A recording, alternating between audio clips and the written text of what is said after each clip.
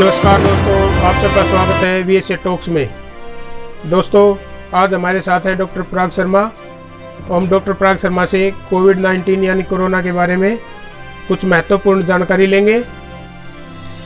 तो डॉक्टर साहब, आपका स्वागत है VSA टॉक्स में।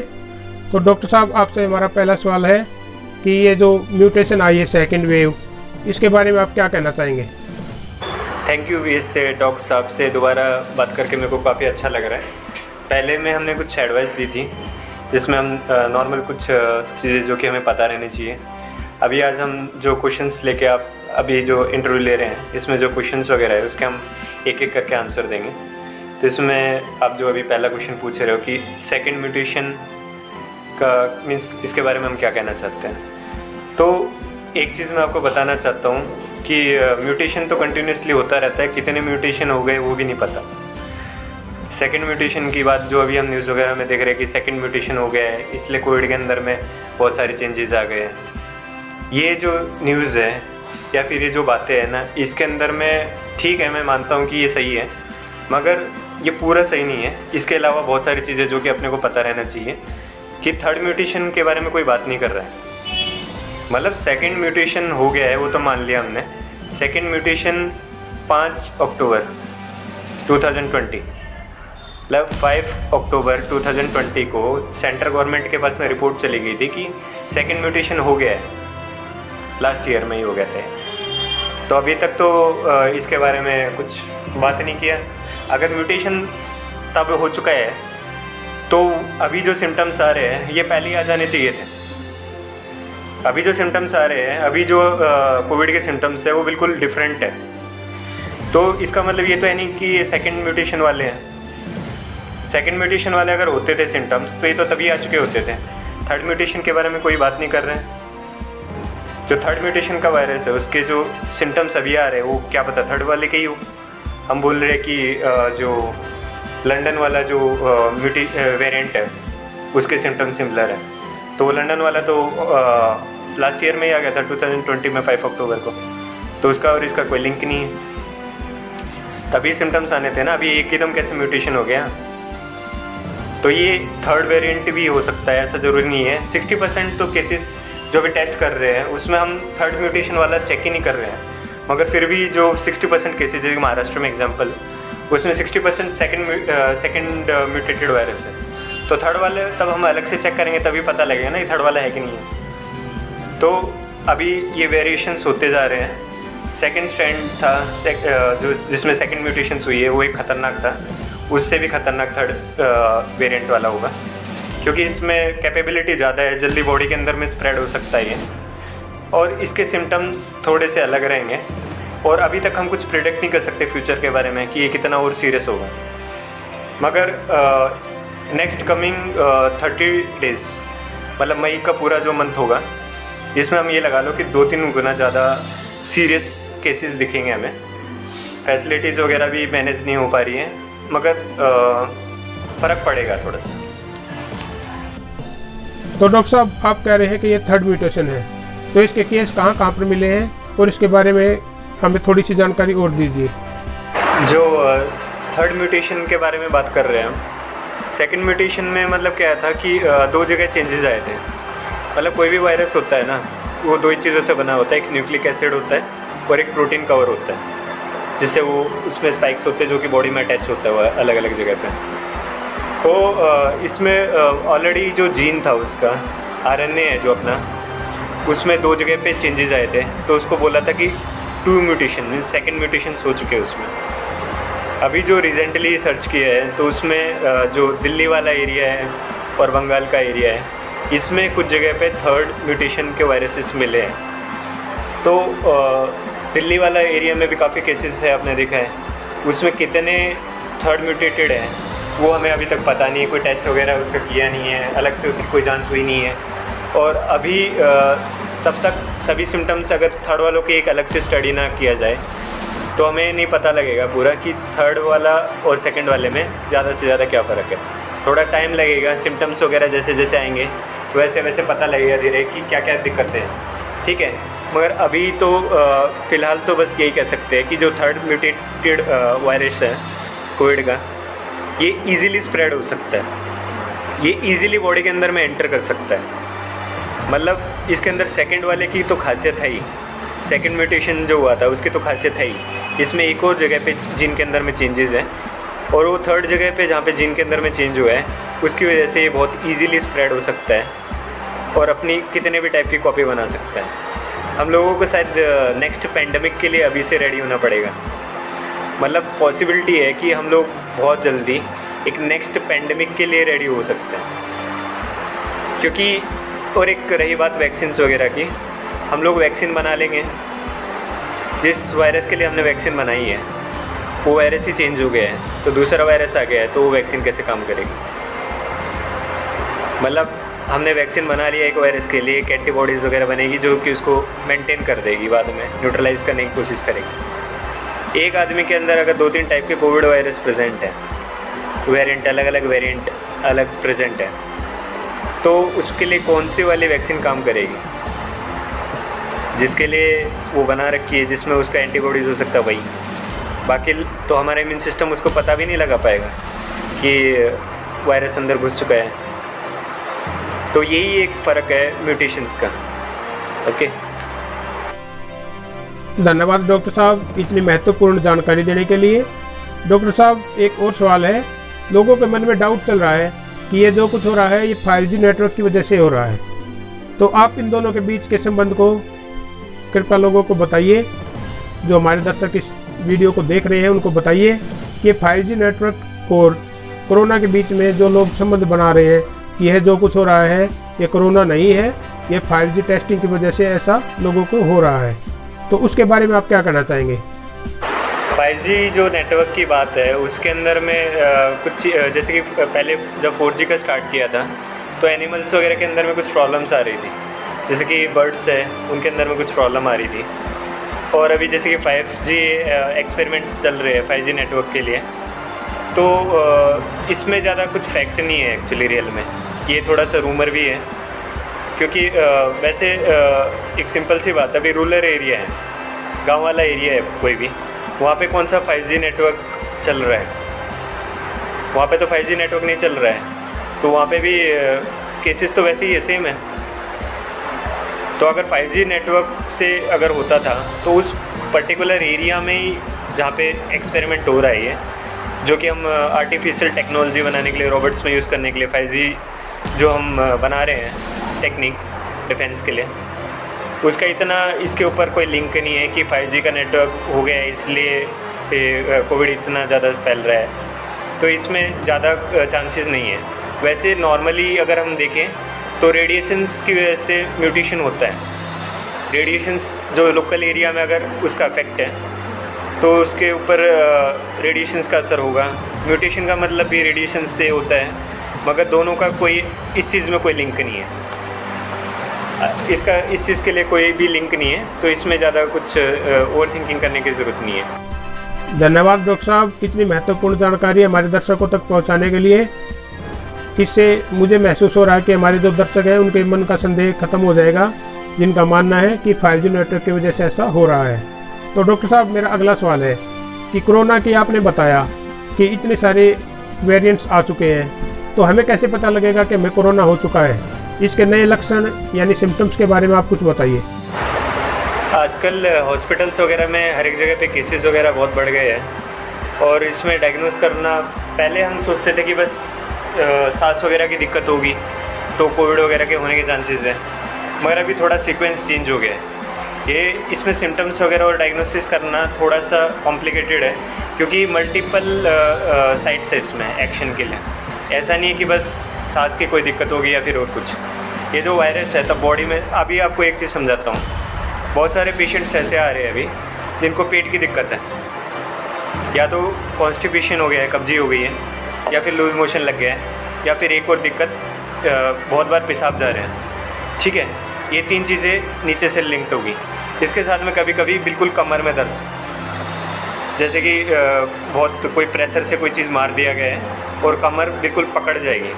ठीक है, ये नीचे की तरफ में सिम्टम्स है। एब्डोमेन डिस्कम्फर्ट रहेगा, भूख नहीं लगेगी। ये एक अलग सिम्टम है और ये मेन सिम्टम हो रहा है आजकल जो हम देख रहे हैं। एक्चुअली कभी भी वायरस एंट्री करेगा तो ये वाला अफेक्टेड पार्ट है, इतना अफेक्टेड पार्ट है। इसमें अंदर पेशेंट क्या बोलेगा कि अंदर है ना खराश हो रखा है, एक जगह पे दर्द हो रखा है, किसी किसी को तो अंदर छोटे छोटे छाले भी पड़ रहे हैं। और उस टाइम पे तब उसको ये कंप्लेन होगी, उसको पेट का कोई कंप्लेन नहीं होगा। मतलब वायरस ने एंट्री किया है, वो इतने एरिया में अभी तक लिमिटेड है, इसका रास्ता रोकना है हमें, ठीक है। ये इधर तक आ गया है, इसके बाद में थूक के थ्रू भी अंदर जाएगा, पेट के अंदर में भी जाएगा, वहाँ पे भी मल्टीपल साइट्स रहेंगे, माउथ से लेके एनस तक, मतलब मुंह से लेके बिल्कुल पूरा जो GIT होता है अपना पेट होता है पूरा, उसमें वायरस किधर भी चिपक सकता है, क्योंकि वो पूरे में म्यूकोसा लाइनिंग होती है। किधर भी वायरस चिपकेगा, जहाँ पे चिपकेगा उसके सिम्टम्स दिखा देगा। स्टार्टिंग में ऊपर चिपका है म्यूकोसा में, इधर सिम्टम्स दिखा रहा है, तब वो नीचे गया है तो कॉन्स्टिपेशन या फिर पेशाब ज़्यादा बार आना, पेट में दर्द होना, कमर में दर्द होना, इस टाइप की भी चीज़ें सिम्टम्स आएंगे उसको। कोई पेशेंट सीधा आएगा, मेरे को कुछ नहीं है, जुकाम खांसी नहीं है, कुछ भी नहीं है मेरे को, बस मेरा पेट ख़राब है और भूख नहीं लग रही है, सिर में इधर दर्द हो रहा है, ये वाला एरिया है देखो, टेम्पोरल रीज़न, इस वाले एरिया में दर्द हो रहा है, बीच बीच में सर्दी लग रही है, बीच बीच में सर्दी लग रही है और हाथ और पैरों में दर्द हो रहा है, ये सिम्टम्स हैं। एक टाइप का वायरस नहीं है तो एक टाइप के सिम्टम नहीं हो सकते, अलग अलग टाइप के वायरस है, अलग अलग टाइप, हर एक आदमी की एज अलग है, सभी का इम्यून सिस्टम अलग है, कोई डायबिटीज़ का पेशेंट है, कोई हाइपरथायराइडिज्म का पेशेंट है, सभी में अलग अलग कंडीशन है, सबकी एज अलग है, जेंडर अलग है, सबकी कंडीशन अलग है, सबके सिम्टम्स अलग अलग आ रहे हैं, मगर ये फॉर्मेट है। ऊपर घुसेगा 2 दिन पहले जिसका पेट खराब हो रखा है उसको पूछोगे तो 2 या 3 दिन पहले है ना उसको जुकाम खांसी हुआ था, उसके बाद में उसको थोड़ा कब्जी हुआ था, उसके बाद में दस्त भी लगे हैं, तो 2 दिन के अंदर में वो ऊपर से नीचे आ गए इंक्यूबेशन पीरियड के अंदर, मतलब एक तरह से यहाँ पे सिम्टम्स आए, बाद में नीचे सिम्टम्स आ गए। उसके बाद में अगर यहाँ पे संभाला नहीं, पेट खराब हो गया तो बहुत दिक्कत हो जाएगी। कोविड में पेट का बहुत ध्यान रखना पड़ेगा, बहुत सीरियसली ध्यान रखना पड़ेगा, क्योंकि 70 to 80% इम्यूनिटी हमारी पूरी की पूरी पेट के ऊपर डिपेंड होती है। ये वाला तो चल जाएगा, इसको तो कैसे मैनेज कर लेंगे, मेडिसिन वगैरह रहती है, एजिथ्रोमाइसिन, डॉक्सीसाइक्लिन वगैरह ये सब कुछ चलता है, वो डॉक्टर आपका बता देगा आपको कि कुछ मेडिसिन है वो चल जाएंगी, आराम हो जाएगा, विटामिन C, जिंक वगैरह सब कुछ, टेरिफाइलिन वटेवर, ठीक है, वो तो आपका डॉक्टर डिसाइड करेगा कि आपको क्या प्रॉब्लम उस टाइम पे जो भी है वो सारी चीज़ें मेंटेन हो जाएगी। ये पेट वाला जो दिक्कत है ना, इसमें लापरवाही नहीं करनी, क्योंकि अगर पेट एक बार ख़राब हो गया तो उसको रिकवरी में बहुत टाइम लग जाएगा, क्योंकि पेट ख़राब हो गया तो पूरा इम्यून सिस्टम कमज़ोर पड़ जाएगा, पेट के अंदर कुछ ताकत नहीं रही, ना ही बंदे को भूख लगेगी और ना ही कुछ खाने का मन करेगा और उसको सीरियसनेस बढ़ती रहेगी। ट्रीटमेंट ढंग से नहीं मिलेगा तो उसका सीरियसनेस बढ़ता रहेगा। ट्रीटमेंट जिसका ढंग से स्टार्टिंग में चालू हो गया, मैंने खुद ही देखे हैं, कम से कम 18 पेशेंट्स शायद देख चुका हूँ मैं, और 18 के 18 रिकवर हो गए। तो उसमें हम लोग बस इस चीज़ के ऊपर ध्यान दे रहे कि पेट के ऊपर मेन इम्यूनिटी के इम्यून सिस्टम डिपेंड है, पेट ठीक रहेगा तो कोई भी दिक्कत नहीं होगी। तो पेट का और ये जो अपर रेस्पिरेटरी ट्रैक्ट इन्फेक्शन है, इन दोनों का लिंक समझना चाहिए कि पहले यहाँ पे सिम्टम्स आ रहे, बाद में नीचे आ रहे, तो कोविड भी पॉसिबिलिटी होती है। तो ये एक मेन सिम्टम है। ओके, धन्यवाद डॉक्टर साहब, इतनी महत्वपूर्ण जानकारी हमारे दर्शकों तक पहुंचाने के लिए।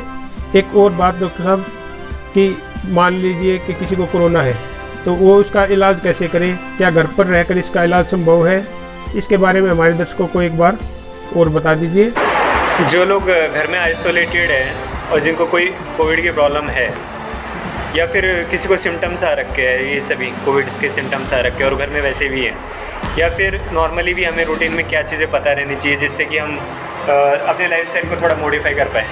तो लाइफस्टाइल में मॉडिफाई करने में सबसे पहला क्या करना है, पूरा रूटीन देखेंगे ना हम, तो मॉर्निंग में जैसे कि उठ के गर्म पानी पीना चाहिए, तो वो नॉर्मल है, सभी लोग करते हैं। रात को भी गर्म पानी पियो, मगर रात को भी गर्म पानी पियो, सुबह भी गर्म पानी पियो। अगर पॉसिबल हो सकता है तो एक कॉपर का वेसल होता है, उसमें आप रात को पानी उसको अच्छी तरह धो के रात को पानी रखो, मॉर्निंग में आप उसको पियो, तो उससे काफ़ी फ़र्क पड़ता है। कॉपर का जो वेसल होता है उससे आपका इम्यून सिस्टम भी बूस्टअप होता है, और ये जो कुछ भी हमारा जो एंटीवायरल प्रॉपर्टी भी होती है उसमें, रेडिएशंस उसमें अलग टाइप के होते हैं, कुछ चीज़ें आयंस रहते हैं जो कि काफ़ी बेनिफिशियल होते हैं हमारे एब्डोमेन के लिए भी। उसके बाद में हमें एक चीज़ का ध्यान रखना है कि मॉर्निंग में नहाने का एक बहुत इंपॉर्टेंट है। कई पेशेंट ऐसे हैं जो कि बोलते हैं कि नहाने के बाद में उनकी प्रॉब्लम बढ़ गई है, नहाने के बाद में एग्रीवेट हो गई कंडीशन। तो इसमें एक चीज़ का ध्यान रखना है, नहाने से कोई प्रॉब्लम नहीं होती है। गर्म पानी से नहाओ थोड़े दिन, कुछ नहीं होता। वैसे गर्मियों का टाइम आया है, फिर भी गर्म पानी से नहा लो, कोई दिक्कत नहीं है। मगर एक चीज़ का ध्यान रखना है, पहले खाना नहीं खाना, पहले आपको नहाना है।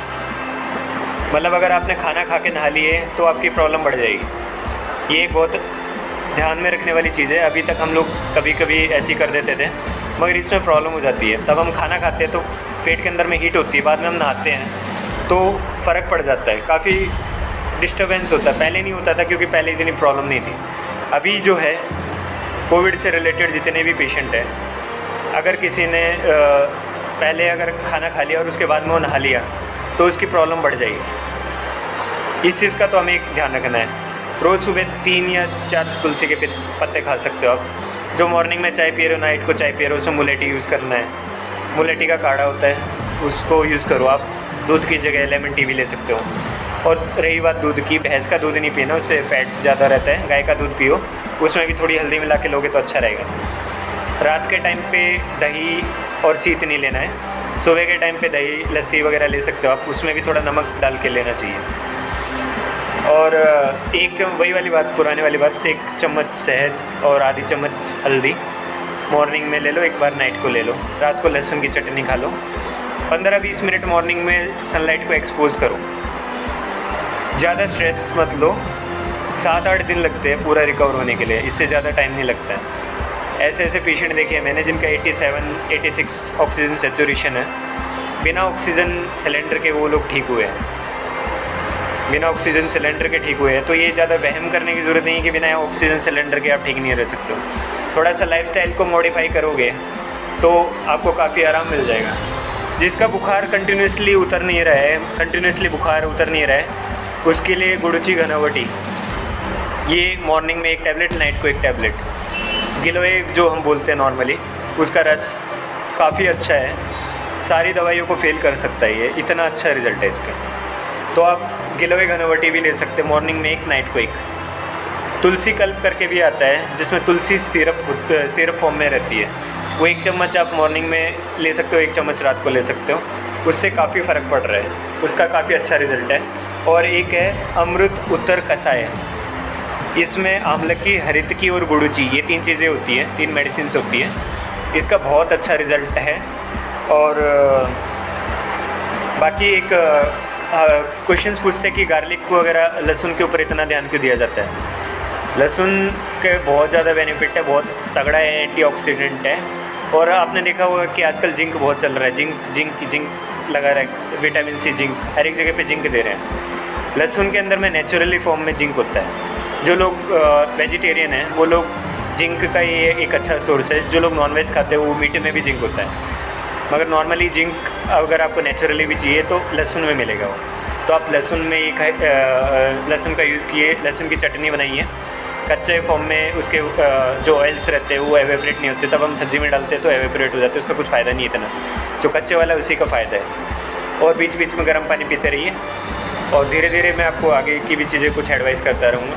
Thank you, and thank you VSA talks, thank you so much, take care. धन्यवाद डॉक्टर साहब, इतनी महत्वपूर्ण जानकारी हमारे दर्शकों तक पहुंचाने के लिए। तो डॉक्टर साहब आपका बहुत बहुत धन्यवाद, और दर्शकों आपको भी मेरा दिल से धन्यवाद यह वीडियो देखने के लिए। अगर आपको यह वीडियो पसंद आई हो तो प्लीज़ इसे लाइक कीजिए, शेयर कीजिए, प्लीज़ कमेंट कीजिए। अगर आपको और कोई जानकारी चाहिए तो मैं आपके लिए और भी वीडियो लेके आऊँगा, और चैनल को सब्सक्राइब ज़रूर करना। धन्यवाद।